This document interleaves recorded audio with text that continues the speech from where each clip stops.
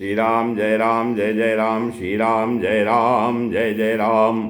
कथा कहो तुलसी कृत, नीलाम्बुज श्यामल कोमलांगम, सीता समारोपित वामभागम, पाणो महासायक चारु चापम, नमामि रामम रघुवंशनाथम। आज सत्संग के क्रम में श्रीमद् भागवत महापुराण से अष्टम स्कंद की 24वां अध्याय कथा है, जिसमें भगवान के मत्स्यावतार की कथा कही जा रही है। राजा परीक्षित ने पूछा सुखदेव जी से कि भगवत श्रोतुमिच्छामि हरेरद्भुत कर्मणः, अवतार कथा माद्याम माया मत्स्य विडम्बनम। तो परीक्षित ने पूछा, भगवान कर्म के बड़े अद्भुत हैं। उन्होंने एक बार अपनी योग माया से मत्स्यावतार धारण करके बड़ी सुंदर लीला की थी। कहते हैं कि हे भगवान, मैं उसी आदि अवतार की कथा सुनना चाहता हूँ। भगवान मत्स्य योनि एक तो यूं ही लोक निंदित है, दूसरे तमोगुणी और असह्य परतंत्रता से युक्त भी है। सर्वशक्तिमान होने पर भी भगवान ने कर्म बंधन में बंधे हुए जीवों की तरह यह मत्स्य का रूप क्यों धारण किया। भगवान महात्माओं के कीर्तनी भगवान का चरित्र समस्त प्राणियों को सुख देने वाला है। आप कृपा करके उनकी वह सब लीला हमारे सामने पूर्ण रूप से बताइए। सूत जी कहते हैं, इत्युक्तो विष्णुरातेने भगवान बादरायिणः, उवाच चरित्रम विष्णोर्मत्स्य रूपेण यत्कृतम्। तो सूत जी कहते हैं, सौनकादिशियो, जब राजा परीक्षित ने भगवान सुखदेव जी से यह प्रश्न किया, तब उन्होंने विष्णु भगवान का चित्र जो उन्होंने मत्स्य धारण करके किया था वो बताने लगे, वर्णन करने लगे। श्री सुखदेव जी कहते हैं, गोविप्र सुर साधु नाम छंदसामपि चेश्वरः, रक्षामिच्छंस्तनु धरते धर्मस्यार्थस्य चैव हित। परीक्षित, यूँ तो भगवान सबके एकमात्र प्रभु हैं, फिर भी वे गौ, ब्राह्मण, देवता, साधु, वेद, धर्म और अर्थ की रक्षा के लिए शरीर धारण किया करते हैं। वे सर्वशक्तिमान प्रभु वायु की तरह ऊंचे नीचे, छोटे बड़े सभी प्राणियों में अंतर्यामी रूप से लीला करते रहते हैं, परंतु उन प्राणियों के बुद्धिगत गुणों से वे छोटे बड़े या ऊंचे नीचे नहीं हो जाते, क्योंकि वे वास्तव में समस्त प्राकृतिक गुणों से रहित अर्थात निर्गुण हैं। परीक्षित, पिछले कल्प के अंत में ब्रह्मा जी के सो जाने के कारण ब्राह्म नामक नैमित्तिक प्रलय हुआ था। उस समय भूरलोक आदि सारे लोग समुद्र में डूब गए थे। प्रलय काल आ जाने के कारण ब्रह्मा जी को नींद आ रही थी, वे सोना चाहते थे। उसी समय वेद उनके मुख से निकल पड़े और उनके पास ही रहने वाले हयग्रीव नामक बलिदैत्य ने उन्हें योग बल से चुरा लिया। सर्वशक्तिमान भगवान श्री हरि ने दानवराज हयग्रीव की यह चेष्टा जान ली, इसलिए उन्होंने मत्स्यावतार धारण किया।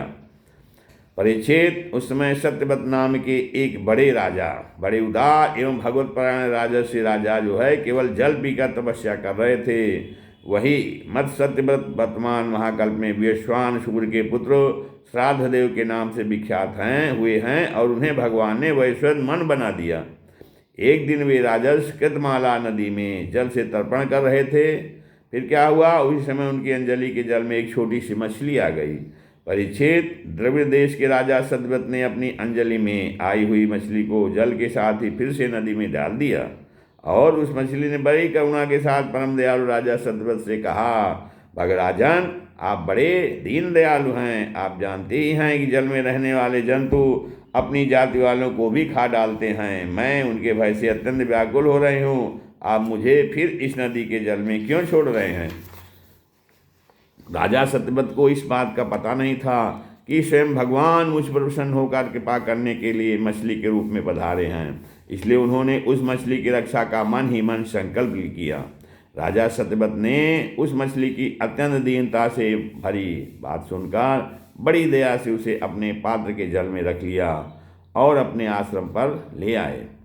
आश्रम पर लाने के एक रात में ही वह मछली उस कमंडल में इतनी बढ़ गई कि उसमें उसके लिए स्थान ही न रहा। उस समय मछली ने राजा से कहा, अब तो इस कमंडल में मैं कष्टपूर्वक भी नहीं रह सकती, अतः मेरे लिए कोई बड़ा सा स्थान नियत कर दें जहाँ मैं सुखपूर्वक रह सकूं। राजा सत्यव्रत ने मछली को कमंडलू से निकाला और एक बड़े पानी के मटके में रख दिया। परंतु वहाँ डालने पर वो मछली 2 ही घड़ी में 3 हाथ बढ़ गई। 2 घड़ी में 3 हाथ बढ़ गई। फिर उसने राजा सत्यवत से कहा, राजन, अब यह मटका भी मेरे लिए पर्याप्त नहीं है, इसमें मैं सुखपूर्वक नहीं रह सकती और मैं तुम्हारी शरण में हूँ, इसलिए मेरे रहने योग्य कोई बड़ा सा स्थान दो। परीक्षित, सत्यवत ने वहाँ से उस मछली को उठाकर एक सरोवर में डाल दिया, परंतु वह थोड़ी देर में इतनी बढ़ गई कि उसने एक मत्स्य का आकार धारण कर उस सरोवर के जल को घेर दिया और कहा, राजन, मैं जलचर प्राणी हूँ, इस सरोवर का जल भी मेरे सुखपूर्वक रहने के लिए पर्याप्त नहीं है, इसलिए आप मेरी रक्षा कीजिए और मुझे किसी अगाध सरोवर में रख दीजिए। मत्स्य भगवान के इस प्रकार कहने पर वे एक एक करके उन्हें कई अटोट जल वाले सरोवरों में ले गए, परंतु जितना बड़ा सरोवर होता उतने ही बड़े से बन जाते। अंत में उन्होंने उन लीला मत्स्य को समुद्र में छोड़ दिया। समुद्र में डालते समय वहाँ मत्स्य भगवान ने सत्यवत से कहा, वीर, समुद्र में बड़े बड़े बलि मगर आदि रहते हैं, वे मुझे खा जाएंगे, इसलिए आप मुझे समुद्र के जल में मत छोड़िए। फिर मत्स्य भगवान की यह मधुर वाणी सुनकर राजा सत्यवत मोहमुग्ध हो गए। उन्होंने कहा, मत्स्य का रूप धारण करके मुझे मोहित करने वाले आप कौन हैं? आपने एक दिन में 400 कोस के विस्तार का सरोवर घेर लिया। आज तक ऐसी शक्ति रखने वाला जलचर जीव तो न मैंने कभी देखा और न सुना ही था। अवश्य आप साक्षात सर्वशक्तिमान सर्वांतर्यामी अविनाशी श्री हरि हैं। जीवों पर अनुग्रह करने के लिए ही आपने जलचर का रूप ग्रहण किया है। पुरुषोत्तम, आप जगत की उत्पत्ति, स्थिति और प्रत्येक के स्वामी, प्रलय के स्वामी हैं। आपको मैं नमस्कार करता हूँ। प्रभो, हम शरणागत भक्तों के लिए आप ही आत्मा और आश्रय हैं। यद्यपि आपके सभी लीला अवतार प्राणियों के अभ्युदय के लिए ही होते हैं, तथापि मैं यह जानना चाहता हूँ कि आपने यह रूप किस उद्देश्य से ग्रहण किया। न विद्नाते अरविंदाक्ष पदो सपर्मण पदोपसर्पणम मृखा भवेत् सर्वसुहित प्रियात्मनः यथेतरेषां पृथगात्मनां सता मदीदिशो यद बपुरद्भुतम हीनः। कमलनयन प्रभो, जैसे देहादि अनाद पदार्थों में अपने मन का अभिमान करने वाले संसारी पुरुषों का आशय व्यर्थ होता है, उस प्रकार आपके चरणों की शरण तो व्यर्थ ही हो नहीं सकती, क्योंकि आप सबके अहेतुक प्रेमी, परम प्रीतम और आत्मा हैं। आपने इस समय जो रूप धारण करके हमें दर्शन दिया है वह बड़ा ही अद्भुत है। श्री सुखदेव जी कहते हैं, ये परीक्षित भगवान अपने अनन्य प्रेमी भक्तों पर अत्यंत प्रेम करते हैं। जब जगतपति मत्स्य भगवान ने अपने प्यारे भक्त राजर्षि सत्यवत की यह प्रार्थना सुनी तो उनका प्रिय और हित करने के लिए, साथ ही कल्पांत के प्रलयकालीन समुद्र विहार करने के लिए उनसे कहा। श्री भगवान ने कहा, सत्यव्रत, आज से 7वें दिन भूलोक आदि तीनों लोग प्रलय के समुद्र में डूब जाएंगे। उस समय जब तीनों लोग प्रलय काल की जलराशि में डूबने लगेंगे, तब मेरी प्रेरणा से तुम्हारे पास एक बहुत बड़ी नौका आएगी। उसमें तुम समस्त प्राणियों के सूक्ष्म शरीरों को लेकर सप्तर्षियों के साथ उस नौका पर चढ़ जाना और समस्त धान्य तथा छोटे बड़े अन्य प्रकार के बीजों को रख लेना साथ। उस समय सब ओर एकमात्र महासागर लहराता होगा, प्रकाश नहीं होगा। केवल ऋषियों की दिव्य ज्योत के सहारे ही बिना किसी प्रकार की विकलता के तुम उस बड़ी नाव पर चढ़कर चारों ओर विचरण करना। जब प्रचंड आंधी चलने के कारण नाव डगमगाने लगेगी, तब मैं इसी रूप में वहां आ जाऊंगा और तुम लोग बासुकी नाग के द्वारा उस नाव को मेरे सिंग में बांध देना। सत्यव्रत, इसके बाद जब तक ब्रह्मा जी की रात रहेगी, तब तक मैं ऋषियों के साथ तुम्हें उस नाव में बैठाकर उसे खींचता हुआ समुद्र में विचरण करूंगा। उस समय जब तुम प्रश्न करोगे, तब मैं तुम्हें उपदेश दूंगा। मेरे अनुग्रह से मेरी वास्तविक महिमा, जिसका नाम परब्रह्म है, तुम्हारे हृदय में प्रकट हो जाएगी और तुम उसे ठीक ठीक जान लोगे। भगवान राजा सत्यवत को यह आदेश देकर अंतर्धान हो गए। भगवान राजा सत्यवत को यह आदेश देकर अंतर्धान हो गए। अतः अब राजा सत्यवत उसी समय की प्रतीक्षा करने लगे जिसके लिए भगवान ने आज्ञा दी थी। कुशों का अग्रभाग पूर्व की ओर करके राजा सत्यव्रत उन पर पूर्वोत्तर मुख से बैठ गए और मत्स्य रूप भगवान के चरणों का चिंतन करने लगे। इतने में ही भगवान का बताया हुआ समय आ पहुँचा। राजा ने देखा कि समुद्र अपनी मर्यादा छोड़कर बढ़ रहा है। प्रलय काल के भयंकर मेघ वर्षा करने लगे। देखते ही देखे सारी पृथ्वी डूबने लगी। तब राजा ने भगवान की आज्ञा का स्मरण किया और देखा कि नाव भी आ गई है। तब वे धान्य तथा अन्य बीजों को लेकर सप्तर्षियों के साथ उस पर सवार हो गए। राजन, सप्तर्षियों ने बड़े प्रेम से राजा सतवत से कहा, राजन तुम भगवान का ध्यान करो, वे ही हमें संकट से बचाएंगे और हमारा कल्याण करेंगे। तो उनकी आज्ञा से राजा ने भगवान का ध्यान किया। उसी समय उस समय महान समुद्र में मत्स्य के रूप में भगवान प्रकट हुए। मत्स्य भगवान का शरीर सोने के समान देदीप्यमान था और शरीर का विस्तार था 4 लाख कोस। उनके शरीर में एक बड़ा भारी सिंह भी था। भगवान ने पहले जैसे आज्ञा दी थी उसके अनुसार वह नौका वासुकीनाथ के द्वारा भगवान के सिंह में बांध दी गई और राजा सत्यवत ने प्रसन्न होकर भगवान की स्तुति की। राजा सत्यवत ने कहा, प्रभु, संसार के जीवों का ज्ञान अनादि विद्या से ढक गया है, इसी कारण वे संसार के अनेक देशों के भार से पीड़ित हो रहे हैं। जब अनायास ही आपके अनुग्रह से वे आपकी शरण में पहुंच जाते हैं तब आपको प्राप्त कर लेते हैं।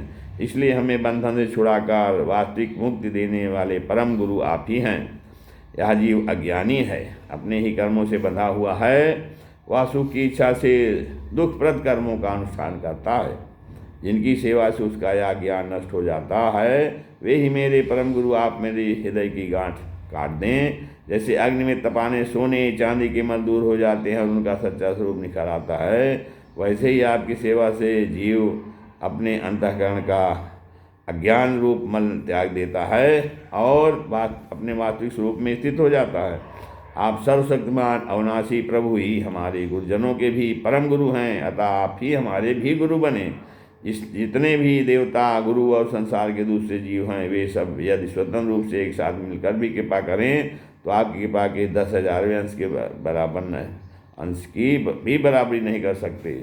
आप ही सर्वशक्तिमान हैं, मैं आपकी शरण ग्रहण करता हूँ। जैसे कोई अंधे को ही अपना पथ प्रदर्शक बना ले, वैसे ही अज्ञानी जीव अज्ञानी को ही अपना गुरु बनाते हैं। आप सूर्य के समान स्वयं प्रकाश और समस्त इंद्रियों के प्रेरक हैं। इस हम आत्म तत्व के जिज्ञासु आपको ही गुरु के रूप में वर्ण करते हैं। ज्ञानी मनुष्य अज्ञानियों को जिस ज्ञान का उपदेश करता है वह तो अज्ञानी है, उसके द्वारा संसार रूप घोर अंधकार की आधिकारिक प्राप्त होती है। परंतु आप तो उस अविनाशी और अमोघ ज्ञान का उपदेश करते हैं जिससे मनुष्य अनायास ही अपने वास्तविक स्वरूप को प्राप्त कर लेता है। आप सारे लोग के सुहेत प्रीतम ईश्वर और आत्मा हैं। गुरु उसके द्वारा प्राप्त होने वाला ज्ञान और अभीष्ट की सिद्धि भी आपका ही स्वरूप है। फिर भी कामनाओं के बंधन में जकड़े हो जाकर लोग अंधे हो रहे हैं। उन्हें इस बात का पता ही नहीं है कि आप उनके हृदय में ही विराजमान हैं और आप देवताओं के भी आराध्य देव परम पूजनीय परमेश्वर हैं। मैं आपसे ज्ञान प्राप्त करने के लिए आपकी शरण में आया हूँ। भगवान, आप परमात्मा की प्रकाशित करने वाले, अपनी वाणी के द्वारा मेरे हृदय की ग्रंथ काट डालिए और अपने स्वरूप को प्रकाशित कीजिए। सुखदेव जी कहते हैं, परीक्षित, जब राजा सतवत ने इस प्रकार प्रार्थना की तब मत्स्य रूपधारी पुरुषोत्तम भगवान ने प्रलय के समुद्र में विहार करते हुए उन्हें आत्म तत्व का उपदेश किया। भगवान ने राजा सतवत को अपने स्वरूप के संपूर्ण रहस्य का वर्णन करते हुए ज्ञान, भक्ति और कर्मयोग से परिपूर्ण दिव्य पुराण का उपदेश किया, जिसको मत्स्य पुराण कहते हैं। सत्यव्रत में ऋषियों के साथ नाव में बैठे हुए संदेह रहित होकर भगवान के द्वारा उपदिष्ट सनातन ब्रह्म स्वरूप आत्म तत्व का श्रवण किया। इसके बाद जब पिछले प्रलय का अंत हो गया और ब्रह्मा जी की नींद टूटी, तब भगवान ने हयग्रीव असुर को मारकर उससे वेद छीन लिए और ब्रह्मा जी को दे दिए। भगवान कृपा से राजा सत्यव्रत ज्ञान और विज्ञान से संयुक्त होकर इस कल्प में वैश्वमन हुए। अपने योग माया से मत्स्य रूप ग्रहण करने के कारण भगवान विष्णु और राजा सतव्रत का यह संवाद एवं श्रेष्ठाख्यान सुनकर मनुष्य प्रकार के पापों से मुक्त हो जाता है। जो मनुष्य भगवान के इस अवतार का प्रतिदिन कीर्तन करता है उसके सारे संकल्प सिद्ध हो जाते हैं और उसे परम गति प्राप्त होती है। प्रलय प्रलय पयसि धातु सुप्त शक्तिर्मुखेभ्यः श्रुतिगणमपि नानीतं प्रत्युपादत्त हत्वा दितिजं कथयद यो ब्रह्मो सत्यव्रतानां तः तपः तमहम् अखिल हेतुं जिह्वमीनं नतोऽस्मि।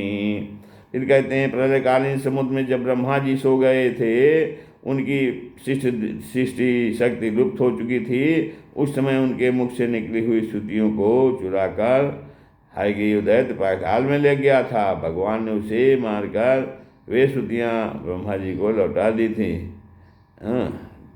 और सत्यव्रत तथा सप्तर्षियों को ब्रह्म तत्व का उपदेश किया। तो उन समस्त जगत के परम कल्याण कारण लीला मत्स्य भगवान को मैं नमस्कार करता हूँ।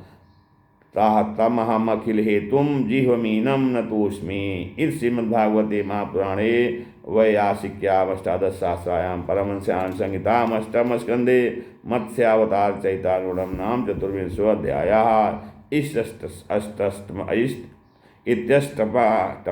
स्कंधः समाप्तः। हरि ओम तत्सत्, हरि ओम तत्सत्, हरि ओम तत्सत्। श्री राम जय राम, जय जय राम, श्री राम जय राम, जय जय राम।